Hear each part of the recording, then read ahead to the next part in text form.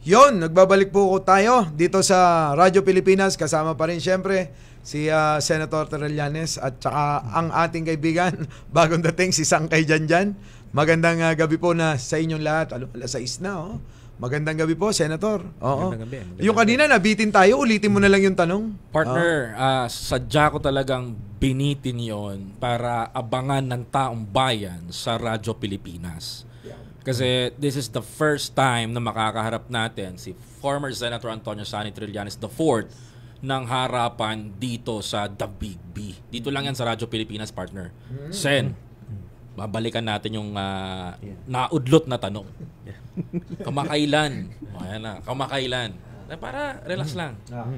Habang nagsasampangan ng kaso kay Senator Bongo at kay former President Duterte, nagkaroon ng press conference itong si Senator Go sa Senado at isa sa mga tumatak sa Pilipino ngayon na tanong ng taong bayan ito na, Sen, meron ka daw mga backer na contractor sa likod mo kaya ka daw kahul ng kahul. Yan ang binitawan niyang salita.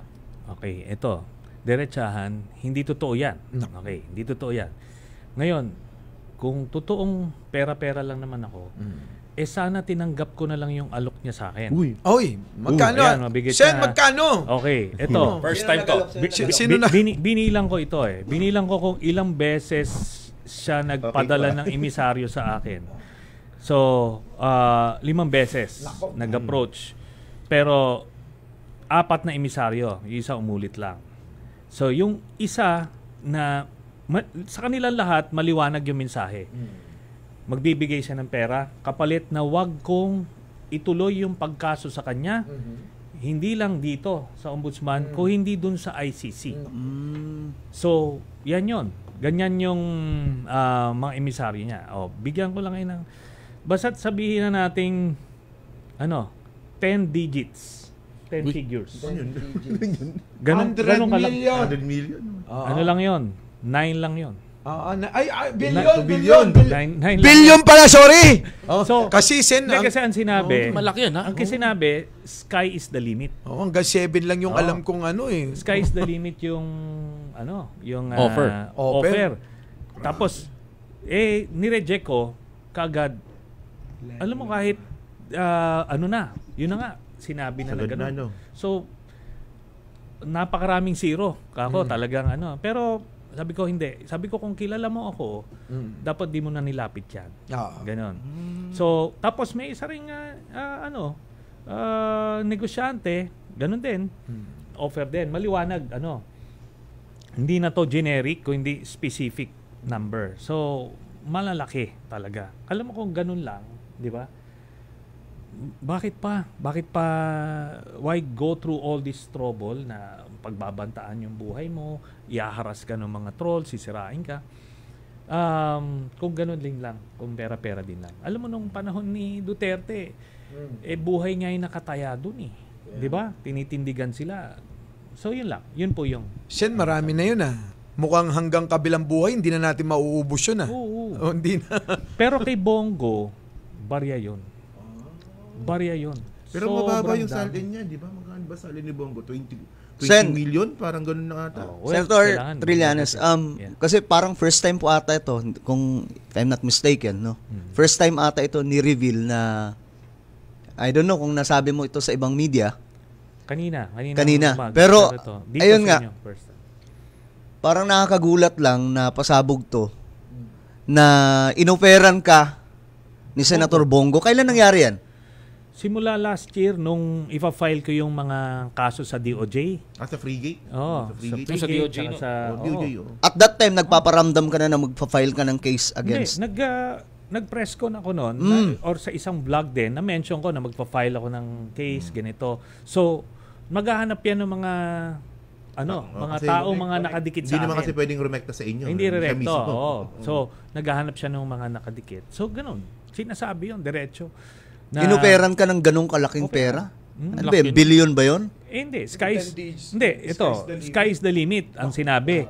Ngayon, sabi ko, hindi ako ganyan. Tapos yun na nga. Ito yan, kahit 1 billion ang hingin mo, ibibigay. Ganon kaliwanag. So yan yun. Yan, first time ko sinabi yun, yung 1 billion. Marami mga gulat dito. Possible pick upin to ng media. Sabi ko, hindi, headline. sabi ko, nga doon sa emisaryo niya, sabi ko, hindi mo ko kilala. Kasi kung kilala mo ko, hindi mo na ilalapit siya. Tapos pinipilit pa, ano yan? Anyway, mamaya, bulong ko kay Koy, kilala namin ko yun. Actually, si Senator Trillanes, marami akong alam sa kanya na hindi ko rin dinidiscuss dito. Actually, there is hindi ko napapangalanan. May nag-offer sa kanya ng 100 million. Tinanggihan niya. Talaga? Yeah. Grabe yun, partner. Simula, nakita ko talaga nung habang daming totoo. Diyos ko. So, kilabutan ka. Yun. So, ano na yan? Yun din, sa kanya din pinadaan yun. Tapos, itong isa, sa isang negosyante naman, kakilala ko rin, talagang in-offer. Yun naman 200.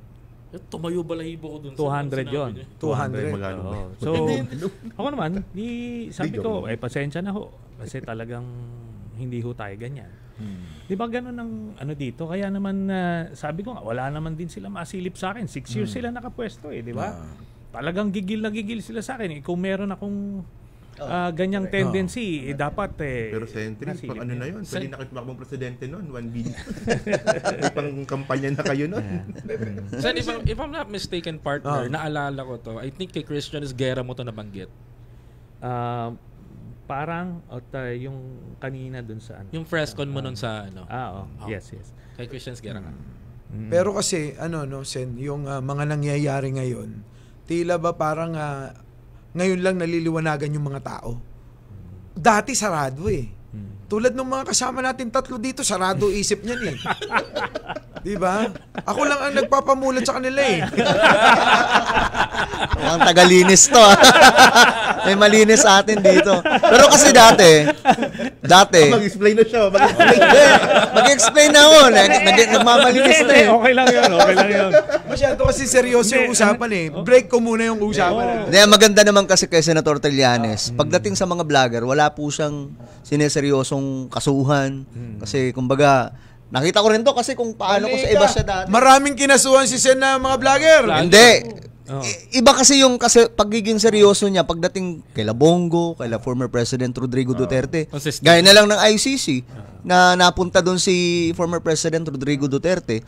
Yung iba, akala nila si PBBM, akala nila kung sinong nagpakulong. Pero ang totoo nagpakulong. Hindi ba nila maano dito na si Senator Trillanes talaga yung mastermind doon, bakit nandun si former President Rodrigo Duterte? Correct. 2017, no, Senator? 2017 namin diba? final. So ngayon, isa sa kinakalampag niya, itong si Senator Bongo. Ano pa po yung mga alam mo sa pamilya nila, lalo na kay Senator Bongo? Actually, Sangkay, makorek ko Magdalo Fartilis and Senator Antonio Sani Trillanes ang nag-file noong 2017 sa Netherlands. Kami nun? 6 kami nun, yung mga kasama ko sa mga nakulong din kami, yung mga the same people. Ay, magtotropa. Mga tropa, magkakakosa. So, yan, ako lang yung kasi, yung muka. Pero itong kay Bongo, marami yan. Alam nyo kung hihimayin natin dito, magkakaroon kayo ng idea. No? So, itong sa frigate, yung frigate scam, di ba? Yung may binili tayo, ito yung in-order natin, tapos nung diniliver, segunda mano yung, hindi man segunda mano, hindi primera klase yung mga Ay, yung sa South Korea ata po yan. Parang yung yun combat management system, yung iba't ibang Parang yan Sen yung umorder ka sa isang platform, yun. Inaakala mo ganyan talaga. Yun. Nung dumating sa'yo, ay, nako, Nabudol dismayado ka, budol. So, ganun ang nangyari doon. So, yun, ipa-file ko ulit yun. Ililipat ko na yan. Sa ombudsman na. So, dagdag kaso na naman yan, Sen? Ibang panibagong kaso? Panibagong kaso yan. At ito, kompleto yung dokumento nito. Kasi, mga opisyalis ng Navy, mga senior officers, mga admiral ang nagbigay ng dokumento sa akin dito. Sila rin ang willing magtestigo laban kay Speaking of yung frigate po na yan, hindi ba nakakapagtaka yun na yung nagmaniobra niyan, di ba dapat po DND at saka AFP? Pero parang lumalabas si Bongo yung nagmaniobra ng deal. Ang nangyari doon, nung una si Bongo. Kaso matigas itong admiral ng Navy. Sabi niya, hindi. Kailangan ko ano yung in-order, yun yung i-deliver. Tinanggal yun eh. Oo. Tinanggal. Ngayon, sumaklolo sila ngayon doon sa kay Duterte na mismo. Si Duterte na yun. No? Kaya pinakita ni doon na pagka sumuway ka, tanggal ka. Tinanggal, alam mo na pangalan? Admiral Mercado. Mercado. Oo. Tinanggal yan. Tinanggal So, biruin mo, pinaglalaban niya yung Navy ngayon, alam niyo nangyari dito sa frigate na to. Okay siya. Kumpara doon sa mga moderno, talagang pinakang magandang natin, barko natin. Pero ngayon yung combat management system na pinalitan nila ng hindi primera klase, ngayon order tayo nun. Bibili tayo nung pinalit nila. Yung pinalitan nila. Nakita mo? Yung original na in-order. So papalitan yung binili dati. Na combat management system. Yung CMS. Yung pinalit nila, hindi first class. Ito yung galing sa South Korea. Hindi South lapat. Korea. Oo. Parang hindi lapat, no, Sen? Hindi lapat. Ngayon, dahil hindi magamit with the allies, sa sayang yung pera. Precisely. Bibili tayo ngayon kung ano yung unang nakadesenyo. Sayang yung pera. Kasi ang una dapat Netherlands po ata, di ba? Oo, yung unang-una. Yung Thales Tacticos. Oo, yan. Yun yung pwedeng ma-link dun sa mga allied na navies. Kaso nga dahil gustong makatipid. 1 billion po ata natipid nila doon. Oo, mga pero hindi naman nagamit. Mga 1.4 billion. So, nakamura, di may kickback na malaki. Pinalitan nila ngayon. Ngayon, sabi nung Navy, hindi namin magamit doon sa babalik tayo, bibili natin ulit yun. Kita nyo, di doble gastos. Doble.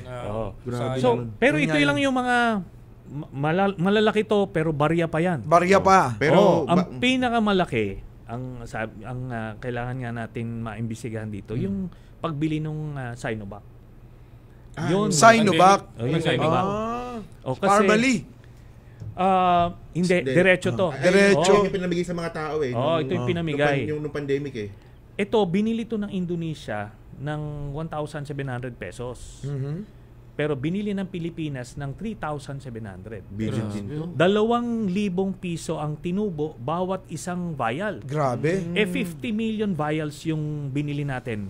100 billion pesos. Laki. Grabe. Yan yung pinakang malaking tubo yun tubo. 100 billion pesos. Doon pala kinuha ni Bongo yung pambabayad sa inyo. Marami.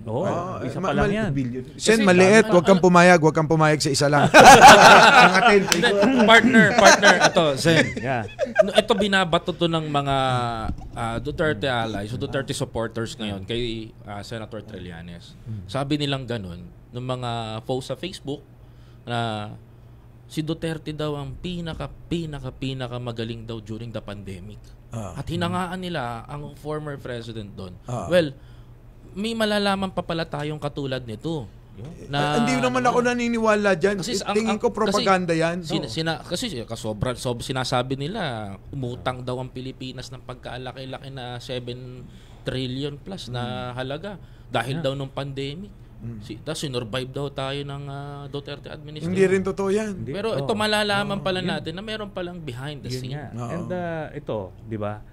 Ginamit nila yung panahon na yon, pandemic, na tipong lahat kasi ng gobyerno talagang sige. Magulo, no? Nagtiwala, sige mag-utang, para lang matapos.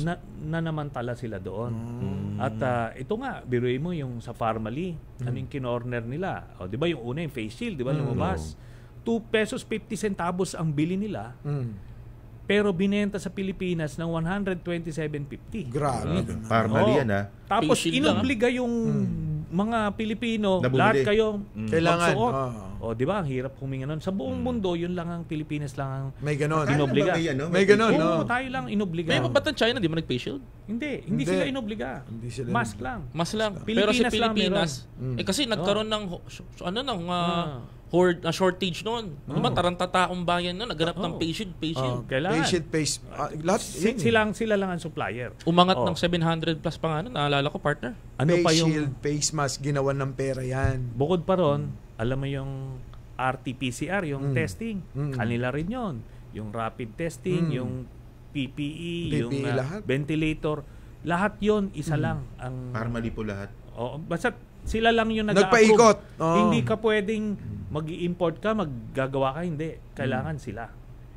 Ang laki niyang pinagkakitaan ng panahon na yun. May tanong ako dun, Sen. Sa tansya mo, magkano ang pera na nakulimbat dun sa Parmalee? Hindi lang ito sa Parmalee. Lahat-lahatin ko na. General. Si Duterte mahina na yung 300 billion. Mahina na yun. Tapos itong sina Bongo, sina ano, nako. Yung mucho yung mga yan. tanong ko lang po dito, no, kasi di ba may ganyan silang kalaking pera. Yeah. Yung abogado ba nila, binabayaran ba talaga ng ganung kalaki sa sa ICC? Ano daw, 125 million pesos? Pero Per month. So pera nila 'yon. 150 million pesos per month. So sila nagbabayad, hindi sila nag-aid. Hindi. Ang aid kasi is 40,000 euro lang. Ang ano. Tsaka hindi ka pwedeng checkin nila yung accounts mo yung records mo. Okay. Pagka indigent ka, bibigyan ka ng aid, libreng abogado, libreng 40,000 euro ang limit per month. No. Sen, interesado ako dun sa kickback Sabi mo kanina, si Duterte, si Pangulong Duterte, yung dating Pangulo, mahinaan 30 billion, 300 billion. 300. Siyempre, mas malaki yung bumubulong dun. Di ba? Hindi, kasi ito, ang partihan kasi is siya dun sa tatay, no? Tapos, meron yung number 2, ganyan. Tapos yung mga anak, himay-himay yun. Tapos itong, syempre, yung alalay, ito ngayon ang kinapuputok ng butsi ng magkakapatid. Yun. Kasi mas malaki yung nakuha nung Tagabulong. Yun. Kaya pala. Kaya pala kayang-kaya. Kaya pala may war. Sky's the limit ang bayad. Ayun. Naunawaan ko na ngayon, partner, kung bakit may war dati. Oo. Na hindi ako tatakbong presidente kasi kasama ko si Bongo. Alam mo, may attitude si Sarang ganun Natanda mo, di ba na-issue yun? May tampuhan May tampuhan. Oo, kaya hindi lang sa pera yung tampuhan naman nila. May kasamang family matters siguro. Tsaka ayaw niya sundin yung tatay niya. Oo, kahit tatay niya nagsasabi, tumakbo kang presidente. Di ba?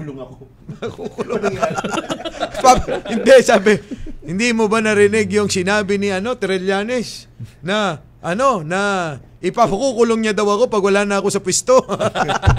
Nangyari nga Di ba? Doon ako interesado sa hatian ng pera Kasi grabe Sa customs, meron. BIR, meron. Sa DPWH, meron. Naku, lalo sila. na. Kaya nga, yan si Bernardo, pagka hindi yan nagsalita, na kung paano niya yung hatian sa mga yan, hindi dapat matanggap yan sa Witness Protection Program. Yan yung arkitekto nung modus. So, ano pa? Sa droga, meron pa yon. Yung kasi si Michael Yang And incidentally, sa Parmalee, si Michael Yang din. Biruin mo, nag-diversify ito. Sa sobrang, di ba, yung illegal drugs, drug lord na siya, monopolize na nila, ang laki na nung kita. Naengganyo pa dun sa pandemic funds kasi nga sa Parmalee. Kaya yun, talagang siya rin, si Michael Yang din yung nasa likod na conduit dun sa mga Sinovac. Siguro naisip nila ibang venture naman tayo para hindi naman tayo mainit dito. Pero walang kliyente, nagtitipid. Kaysa magdroga, kumain muna. Pero partner ang galing ng former president, no? Bakit? Tignan mo.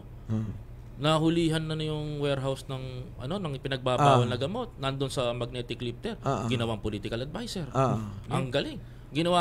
Nasangkot pa sa Parmalee. Nasangkot pa sa kung ano-anong Pogo. Kung ano-anong problema. Napakagaling nga talaga. Hindi nga, depende nga yun sa galing kasi maraming nature yung kagalingan. Di ba? Yung kagalingan ni Digong Rectine natin, na-apply niya sa kalokohan at katarantaduhan Di ba yung kagalingan naman, di ba Sen? Yung kagalingan naman na tulad ni Sen, kita mo naman, pinananagot yung alin, yung mga masasamang katulad niya. Magkaiba yon. Oo. Pagkagaling-galing magpasok ako ng pera sa bulsa.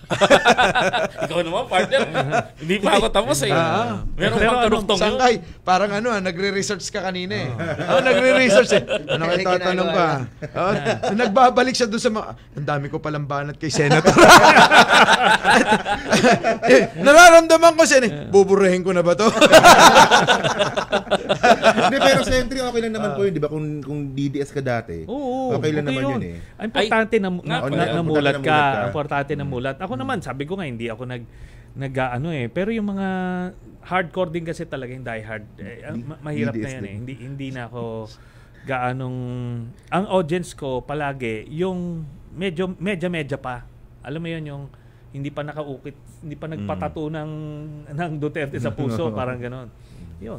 Pero hindi po ba kayo naging fan din ni Duterte? Hindi po ba kayo nabudol ni Duterte before? Nung tumakbo ako noong 2013, kasi alam mo, pag national candidate ka, ikot ka sa mga ang tendency mo, syempre, lalapit kayo sa mga mayors.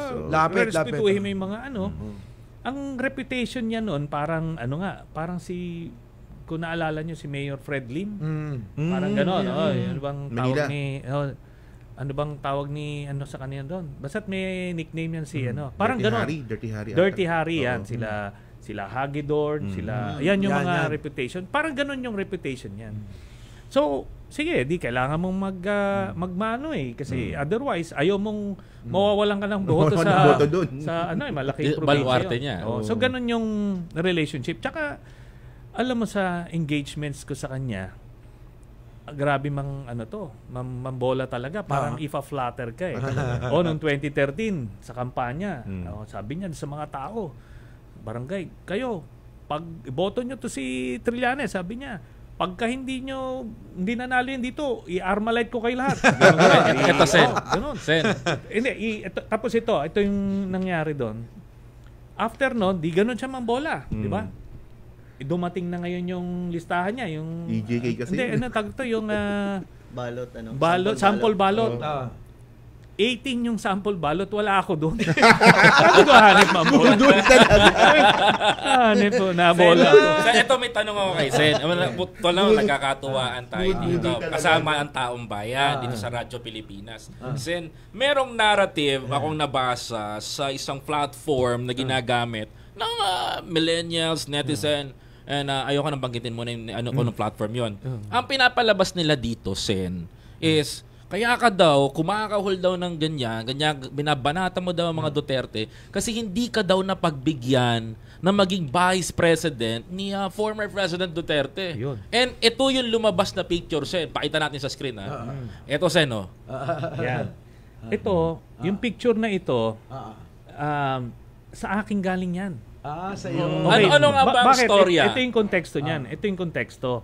Nung panahon kasi nung ano ba yung pampakalma o pampainit na ulo? Hindi.